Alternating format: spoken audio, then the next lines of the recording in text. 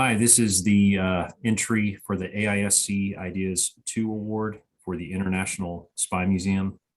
My name is Chris Gregory. I'm the Executive Vice President at SteelFab in our Washington, D.C. office. I'm David Smith, Project Manager with SteelFab. Hi, everybody. I'm Dan Cacciardi, Associate with SK&A Structural Engineers. Thank you. So the International Spy Museum was a project that our team completed pretty recently in downtown Washington, D.C. As you can see here, the owner's International Spy Museum Development Manager, JBG Smith. The GC was Clark Construction. The architecture team was Hickok Cole, Roger Stewart Carver and Partners. And SK&A was our structural engineer partner on the project. What was so special about this project to SteelFab and SK&A in particular is, being local to the Washington, D.C. market. It's a very concrete laden town, particularly in this area where the museum sits. It's in LaFont Plaza, which is surrounded by brutalist concrete structures, not very easy on the eye. And this is a beacon of AESS structural steel that really stands apart from its neighbors. The building is 141,000 square feet, 8 stories, which is a combination of exhibit space, event space, and back of house / office space. Approximately 1,600 tons of structural steel, a large portion of which is AESS. We had an overall 15-week erection duration. This was using tower cranes in a tight urban site. It was a LEED silver accreditation, and the museum hosts about 800,000 plus or minus visitors per year. Obviously impacted a little bit last year by COVID, but it's one of the features that connects the National Mall with the wharf, the waterfront development in Washington, D.C. And with that, I'll kick it over to Dan. So why structural steel? So as Chris said, most of the buildings in the Washington, D.C. area are concrete. But for this particular project, there was a few main reasons that structural steel seemed to be the best option. For one, the steel building is for the Spy Museum is constructed above an existing concrete structure. There's a mall below with parking and things like that. And structural steel seemed the best option from a weight perspective, because the less weight we could put on the structure, the less we had to spend on the strengthening of the columns and footings. So that was a big advantage. In addition, the architecture of the sloping west and south building faces, as you can see in these photos, the south and west building faces slope out over the street, which kind of gives the prominent look of the Spy Museum with the red sloping columns, and structural steel provided the flexibility to achieve this much easier than any other building material such as concrete. Third, the lateral system. So based on the open layout of the museum, it was difficult to get a lateral system there. Concrete shear walls and things like that would have been very difficult. So we came up with some solutions such as braced frames and the sloping facades, which really only would have been possible with structural steel.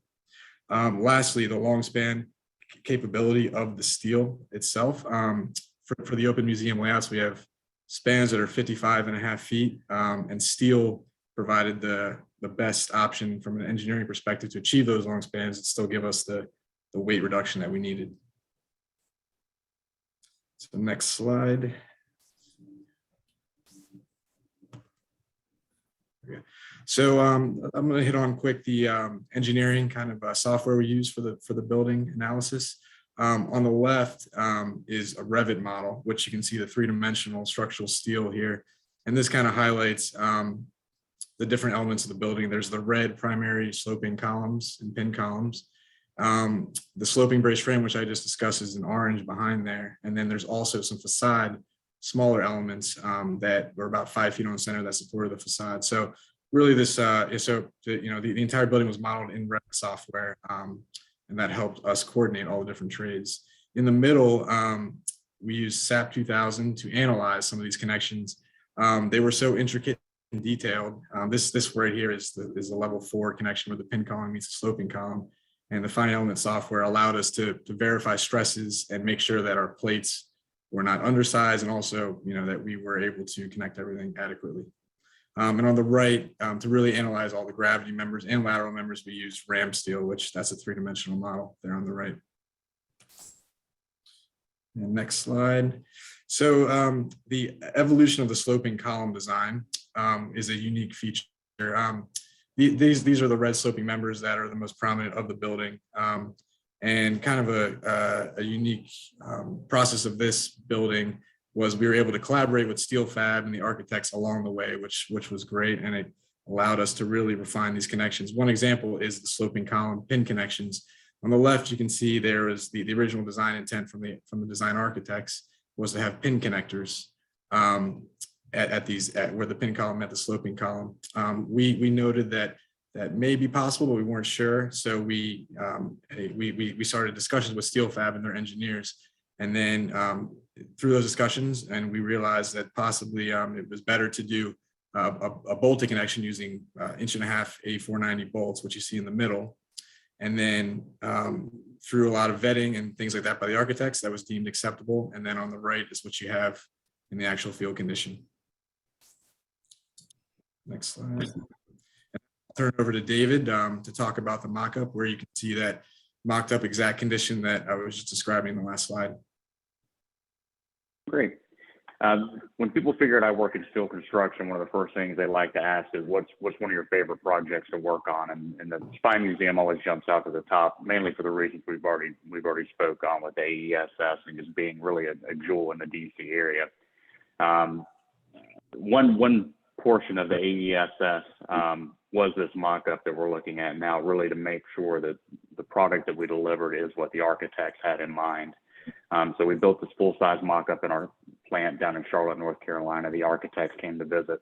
We really looked at two different scenarios. You can kind of see it in this picture, a prime white and then a prime gray scenario, where we really looked at grinding different type of weld profiles, different paints, really to see how this looked up close, but also from afar, where we see this up at height in the building.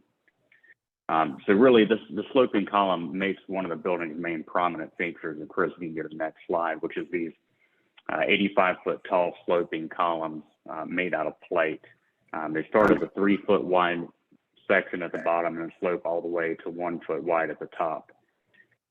It's these sloping columns that give the building kind of an upside down pyramid look to it. These road sloping columns then attach down to double HSS columns, which are vertical columns that we call the needle columns. They connect to the sloping column, and down at the bottom at the plaza level, they connect to a pedestal by way of a 5.5-inch pin. So some of the challenges that we had in construction, in building, going through the construction, is really how we built up these large plate sections to control warping through the heat of welding. We also had to ensure that the finishes in the interior sloping columns, as well as the exterior sloping columns, matched, where they had different finishes, where some had intumescent on a primer, or some had intumescent on a galvanized face. We really needed to coordinate that and make sure that everything looked similar there. We did have a challenge of figuring out how we pre-tension the 1.5 A490 bolts that Dan mentioned. So that was part of that mock-up process as well. We did it on the ground to make sure that our selection of bolts really was feasible in the field. Then erection of the sloping elements. We did have to hire an erection engineer who helped us figure out how to place these columns. We could not ship the entire 85-foot section in one piece, so we added a splice. So they were important in helping figure out how we put that together in two pieces in the field and maintain that AESS, as well as maintain AESS tolerances through the erection process, especially with such unique shapes. It's hard to identify exactly what your plumb tolerances are when you're at an angle. So we really had to work through that as well. And then part of that was coordinating them with the other trades that connect to these columns, not just our steel.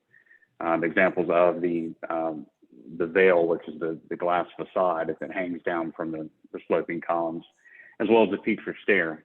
We had to coordinate both of those connections early on and make sure we had their tolerances into our design, so that we knew where we had to put those connections and make sure we could check those as we erected the building. And of course, also just the erection itself is a very tight site in the middle of downtown DC. The site was not much larger than the building footprint itself. So it really required that we closely coordinate deliveries, excuse me, in the downtown job site. So really some other coordination items that we had beyond the veil and the feature stair. We also had a metal panel rain screen. We had to make sure that we made tolerances there for the metal panels that had a lead time to make sure that they would fit when they arrived on site.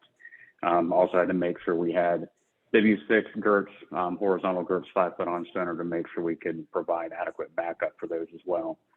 And again, just to hit on finishes, we had 4 or 5 different finishes between prime painted for something that may be finished painted later, prime painted for intumescent paint, prime painted, galvanized, and then galvanized, prime painted, and intumescent as well.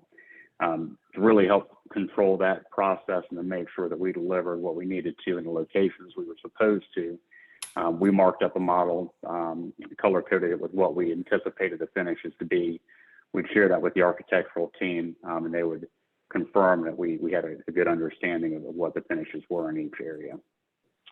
So really just looking now at the pictures on the screen now does show a good juxtaposition of the road sloping columns and the architectural steel with the veil, with the backdrop of the concrete buildings, which Chris referred to earlier.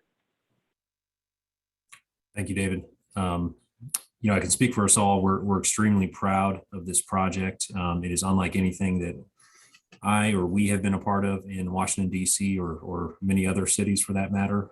It's a real jewel, as David said, and we think it's worthy of all the attention that it's garnered over these past couple years. With that, we thank you for your time, and we look forward to seeing you in Denver in March. Take care, everyone.